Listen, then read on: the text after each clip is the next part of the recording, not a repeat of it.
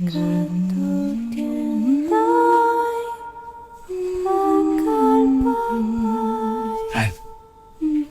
lugi yung mga bata, tara. Mahal na mahal ko kayo.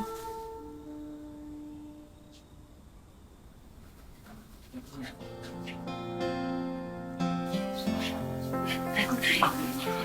Isip pa po pala kayo. Ini-spoil mo naman yung mga apo ko eh. Laki na yan. Pinaghihili pa. Baka mamaya lumaking spoiled yan. Hayaan mo na kami na eh. Yan naman naman dalawang yan natitiran namin kayamanan. Kaya gagawin namin lahat para sa kanilang dalawa. Kaya nga po kami ni Jovelyn na patuloy sa pagtitinda ng prutas araw-gabi. Kahit na po makuba kami sa pagtitinda, wala pong problema yan. Kasi po, ang pangarap namin sa ngayon ay makapagtapos ng pag-aaral ng dalawang bata. Napakaswerte ng mga anak mo sa inyo. Mas maswerte kami sa kanila.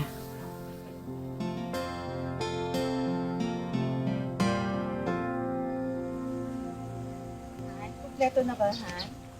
Ito naman Han, kaya lang, tingin ko, dapat mamaya maubos na kasi tamo. Nay, Magtitinda kayo ngayon? Eh, kung nakaka-nervyos, anak. Sa dami ng virus ngayon, eh, baka kinakabahan ako eh. Nay, birthday ni Christian ngayon, di ba? Kaya magtitinda kami para may panghanda tayo mamaya. Good morning, Mama! Papa! Lola! Sino yung mga prinsesa natin? Lagi na nang kunago. Happy birthday! Happy birthday!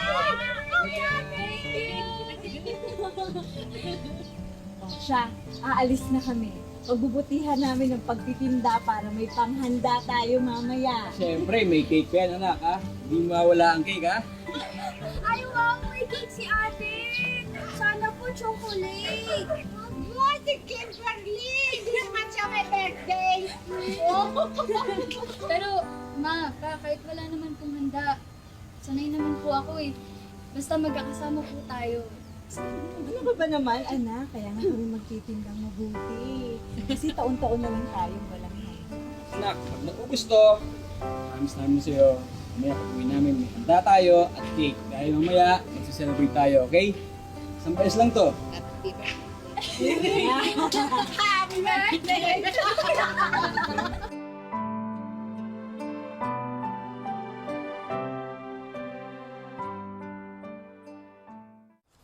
$7, $750, $800. Ha, Kano pa kulang?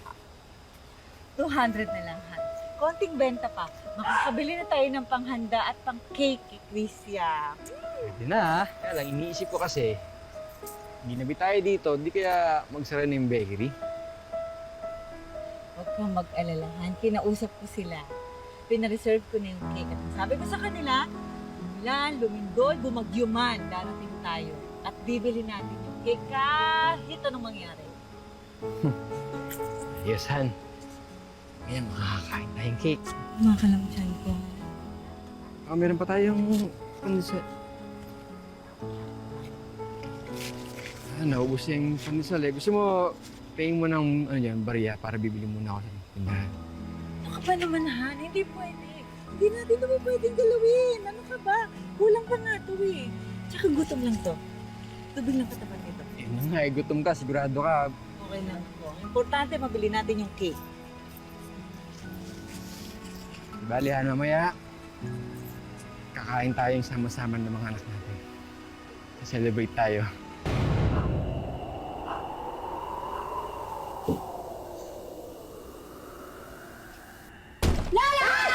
Sus Maria, Joseph, kayo talaga dalawa kayo! Ano gusto niyo ba akong magkaroon ng atake sa puso? Sorry nga, Lola. Excited lang po kasi kami. Opo nga, tsaka bumili kami ng cake ni ate. Ano nasaan? Charan! Ito po. Cake! Tsaka chocolate pa po yan. Puro kayo ka nakuhan. Cake ko rin naman po to, Lola. At saka pwedeng panghanda para kay ate. Oh, yes. Okay na po sa akin to, Lola. Kaya baka pwede tawagan niya na po sila, Mama. Sabihin niyo po, umuwi na sila para makapag-celebrate na po tayo. O sige.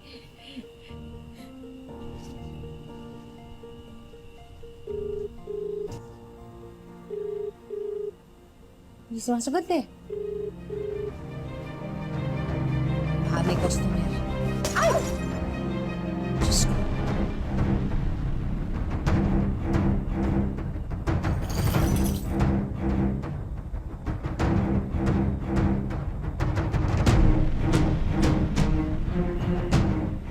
Bakit po, Lola? Wala. Wala.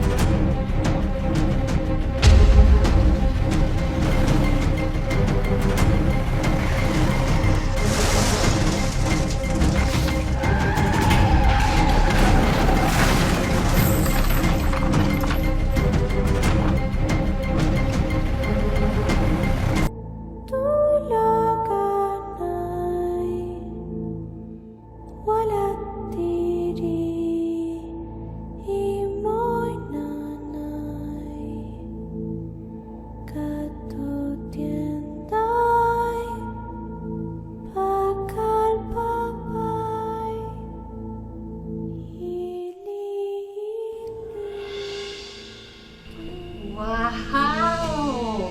Matutuwa ang mama at papa nyo. Hindi lang bubog ang nilinis, ang buong bahay malinis. Diba, Lola? Sobrang linis ng bahay. Pero, Lola, natawagan niyo na po ba sila, Mama? Naiinip na po kasi. Ay, oo nga. Ayan! Ay, tumatawag na! Hello? Oho. Ako po ang nanay ni Jovelyn. Saan ba? Oh. Hospital. Teka. Sandali. Papunta na ako dyan. Papunta na ako dyan. Sandali. Lola, sila Mama na po ba yun? Uwi na raw po ba sila? Hindi, anak. Lalabas lang ako kasi may inutos ang nanay mo at tatay mo. Babalik agad ako. Sandali lang, ha?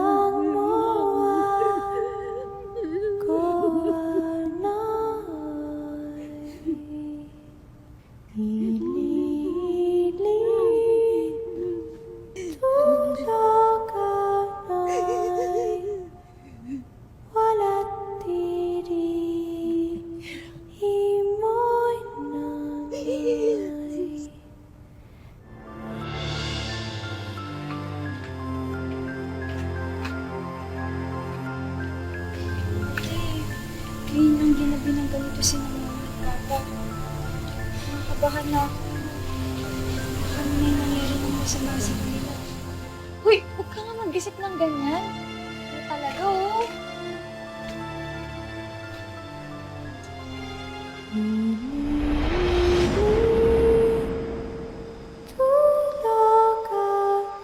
Mama! Kanina pa po namin kayo inaantay.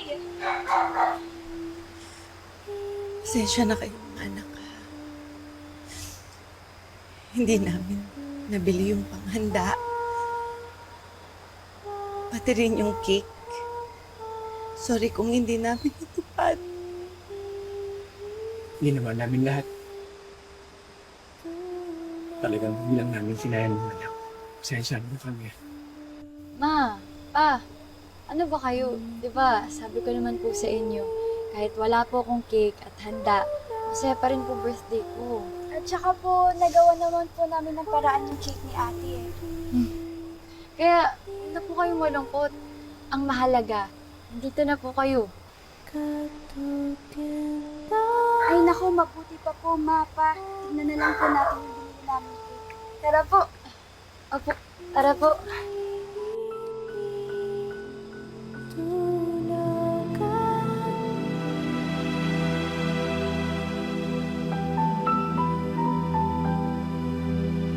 What if mo na yung cupcake?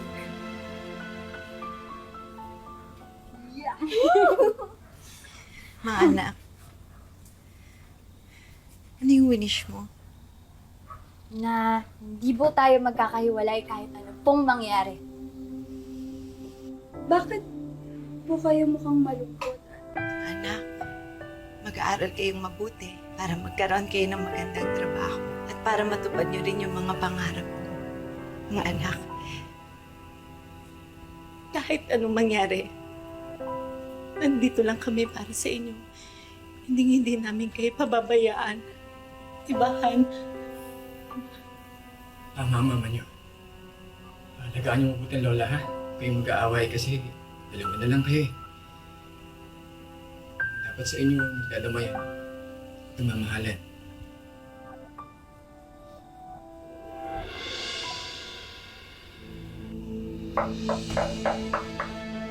Ayun na si Lala! Sino kausap niyo? Sila mama at papa ko nandito na po sila. Opo, dito sila sa lamesa.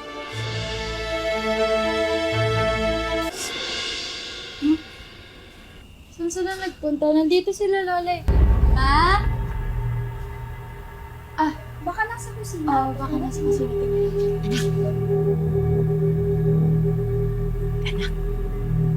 Imposible na nandito ang mama at papa mo. Bakit po?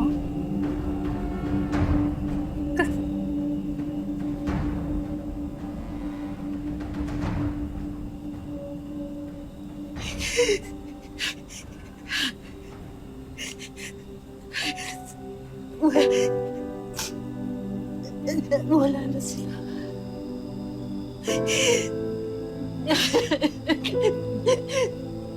Wala na. Wala na ang mga magulang niyo.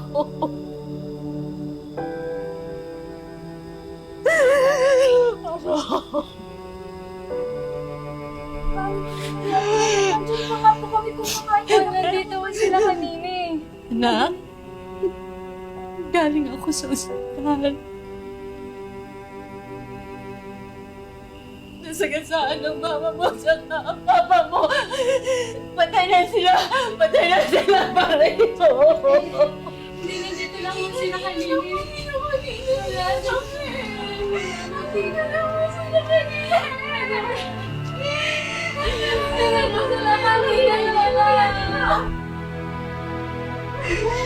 Wala na sila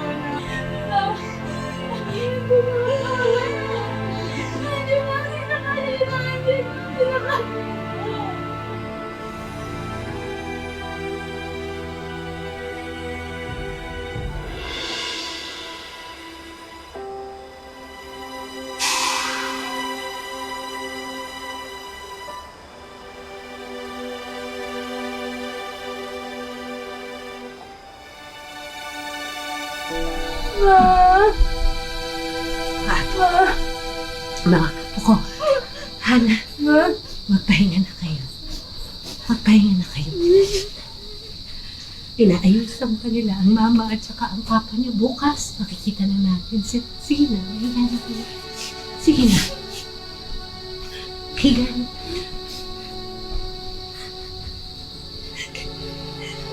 Mama. Si Papa. Tulog na si Mama at Papa. Sensya na. Hindi ko kayo makapagtatag tulad na ginagawa ng mama mo.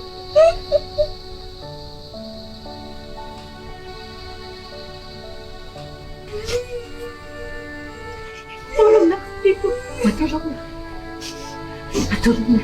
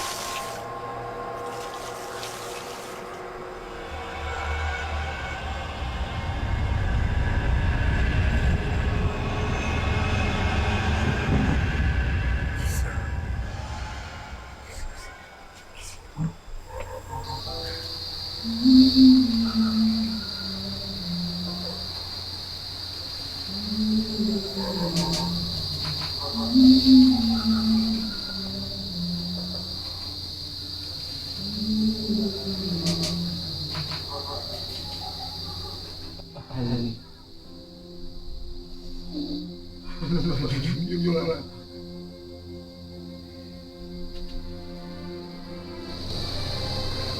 Lagi namin kayo ang babantayan.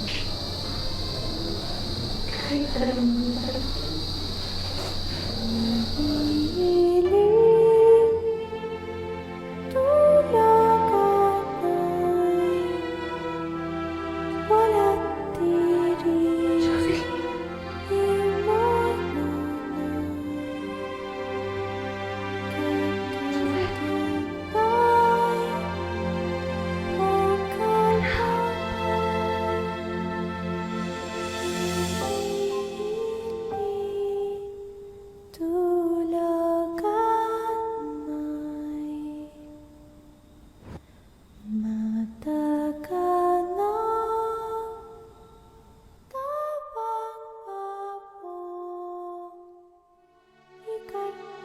kahit anong gawin kong pikit ng mata ko, sila pa rin lagi ma'am nakikita ko.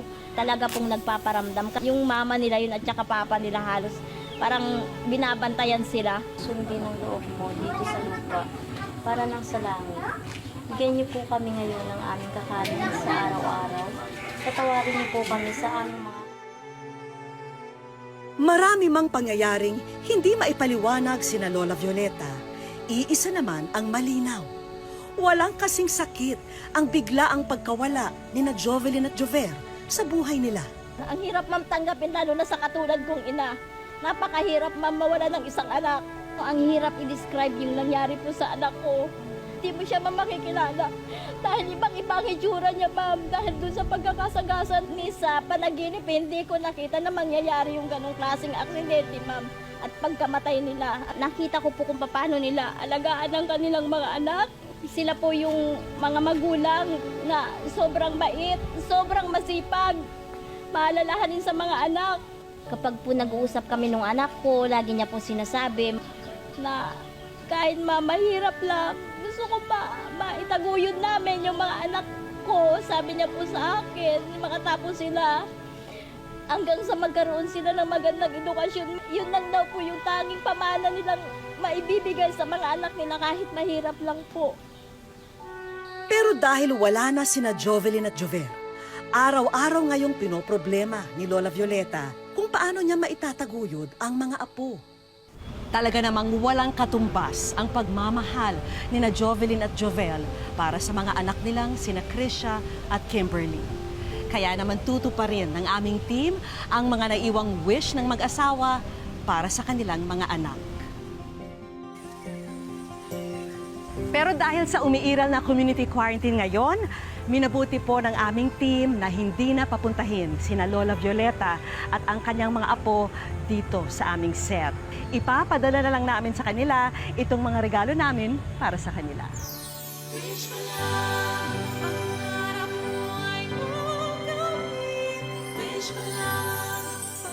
Dahil alam naming mag-isa na lang na itinataguyod ni Lola Violeta ang kanyang mga apo, isang sari-sari store package ang handog namin para matulungan siya. At hindi lang yan, may regalo rin kaming lugawan business para sa kanya. At syempre, dagdagan na rin natin yan ng bagong kitchen appliances at isang coffee vending machine. At para naman sa magkapatid na Krisha at Kimberly, may regalo kaming tablet at prepaid wifi para sa kanila. Sinamahan na rin namin yan ng school supplies at educational and recreational books. And finally, hindi pwedeng di namin tuparin ang ultimate wish ni na Jovelyn at Jover. Kaya naman, sagot na namin ang pang-college ng magkapatid sa tulong ng 4-year course educational scholarship na handog ng Kolehiyo de San Gabriel Arcangel.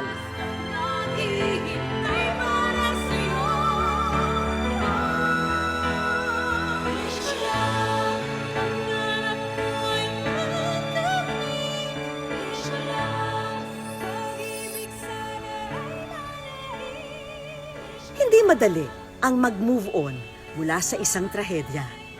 Pero Sa tulong ng mga alaala ng pagmamahal at sakripisyo ni na Jovelyn at Jover na patuloy na nagbabantay mula sa langit, buong tapang na muling babangon sa buhay sina Lola Violeta at ang kanyang mga apo.